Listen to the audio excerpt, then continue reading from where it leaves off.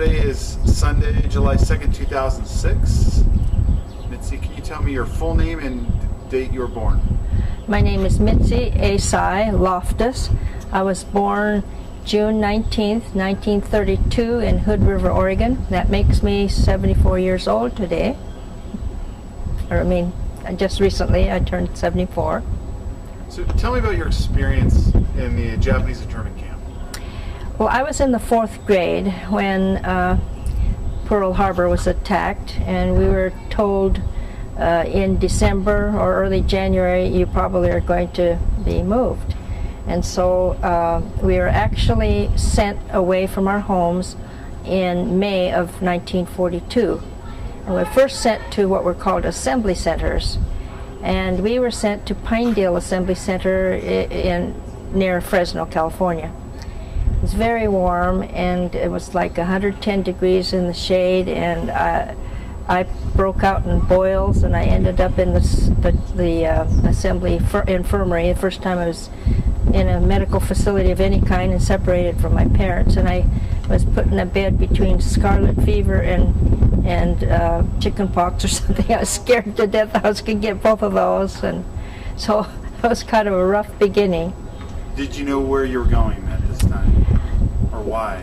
You know, I don't even remember if they told us where we were going. I don't think they did. I do remember they said, you're going to be put on a train and taken. And so I thought, oh goody, my first train ride. And as soon as we got on the train, they said, you must pull down the blinds and not look out the windows. So that kind of ruined my first train ride. And so we ended up in Pinedale, California, which was a temporary stay until I think it was September of that year. They had been preparing these relocation centers, which were more permanent camps that would accommodate a lot of people. And at that point, we were sent to Tule Lake, where we spent a little over a year, I think, or perhaps about a year before the so-called loyalty oath questionnaires came out, at which time then we were sent to Hartmont, Wyoming. Explain the loyalty thing before we kind of back up. Yes. In 1943, I believe it was 43, these questionnaires were brought out, and I suspect it was the military who came up with it, and there were actually 100 questions on it, but the questions number 27 and 28, which are basically loyalty questions, were the only ones that they were really interested in. And on the basis of your answers to those two questions, you were categorized as loyal or disloyal. And so among the Japanese American community, everybody was classified as no-nos, yes-yeses, yes-nos, and no-yeses. If you're too no-no, you're definitely a disloyal. And if you're a yes-yes, you're definitely loyal. And the other ones, I think they actually call those people in for interviews to decide whether they're loyal or disloyal, because there were yes, no, and no, yes.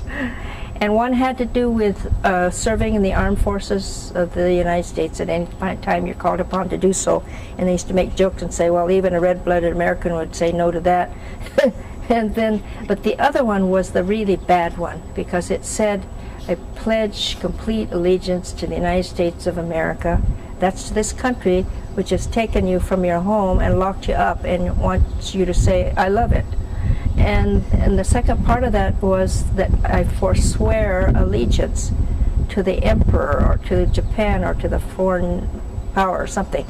Well, if you answered yes to that, then you're admitting you had allegiance to foreign power, so you're disloyal. And if you answer no to it, that you won't pledge allegiance to the United States, then you're disloyal on that account. So you're caught both ways, and well, it angered the Japanese people.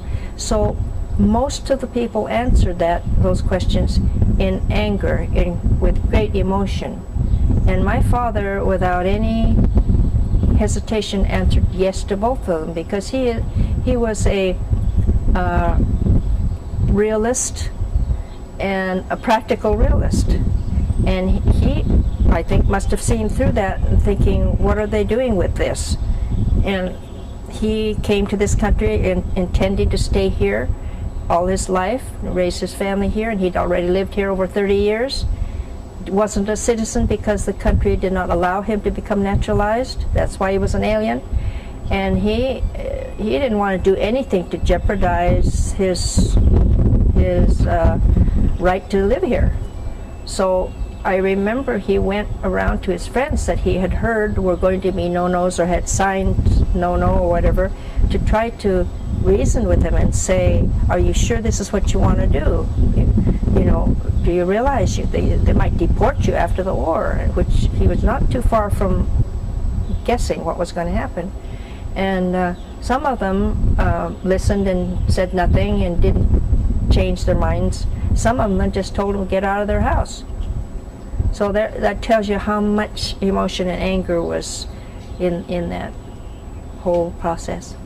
And because he said yes, yes, we were sent to yeah, we were considered the loyals. Okay. So we were sent off to various other camps, and some of the people in my hometown were sent to Jerome and Rower, Arkansas.